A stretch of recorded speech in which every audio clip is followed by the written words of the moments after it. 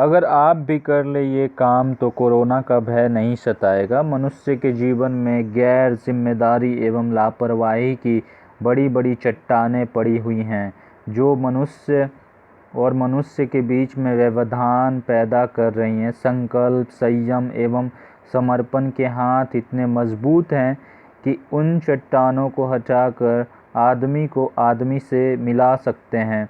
ये हाथ जीवन की संभावनाओं को पंख लगा सकते हैं। इसके लिए ज़रूरी है कि आदमी में खुद पर विश्वास जगे।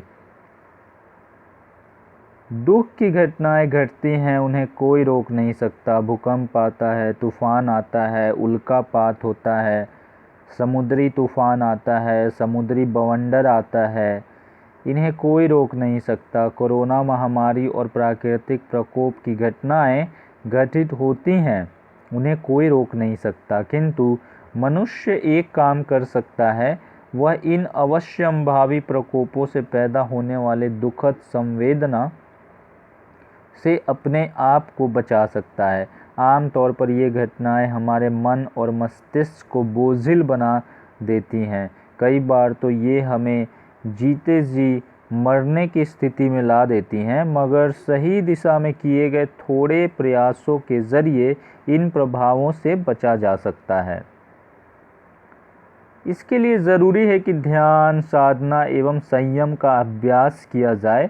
लगातार यह सोचते रहें, मन में दोहराते रहें कि मैं स्वस्थ हूँ, मैं संतुलित हूँ, समाधि का सूत्र है, मैं दुख भोगने के लिए नहीं जन्मा हूँ। ये बहुत ही महत्वपूर्ण है। इससे दुख के संवेदन समाप्त हो जाते हैं। संबंधों, संपर्कों और पदार्थों से होने वाले सारे दुख अपने आप मिट जाते हैं। यही है अनासक्ति योग। अनासक्ति का अर्थ है पदार्थ के साथ जुड़ी हुई चेतना का संपर्क कम हो जाना। जब यह होता है तब समूचे जीवन में चेतना व्याप्त हो जाती है और आसक्ति की छाया दूर हो जाती है। जीवन में शोक भी प्रबलता है। जीवन में शोक की भी प्रबलता है। आदमी प्रायः शोकग्रस्त देखा जाता है। एक शोक मिटता है, दूसरा उभर जाता है। इन सारी स्थितियों का मूल कारण है असंतुलन एवं असंयम।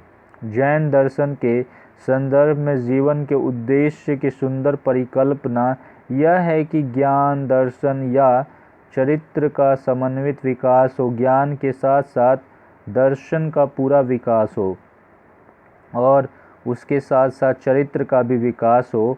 इनमें सिर्फ किसी एक का विकास व्यक्तित्व निर्माण का घटक नहीं हो सकता, उससे सर्वांगीण व्यक्तित्व निर्मित नहीं हो सकता।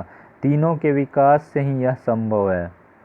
जब व्यक्ति अपने आप को नहीं देख पाता तब हजारों समस्याएं पैदा होती चली जाती हैं, इनका कहीं अंत नहीं आता।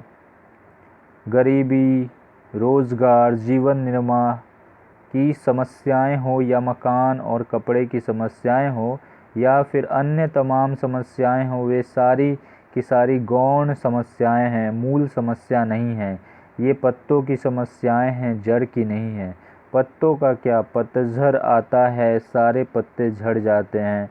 वसंत आता है, सारे पत्ते आ जाते हैं। वृक्ष हरा भरा हो जाता है। यह मूल समस्या नहीं है। मूल समस्या यह है कि व्यक्ति अपने आप को नहीं देख पा रहा है। मिथ्या दृष्टिकोण, असंयम, प्रमाद, कषाय, चंचलता। जैन दर्शन ने बताया कि मूल समस्याएं ये 5 हैं।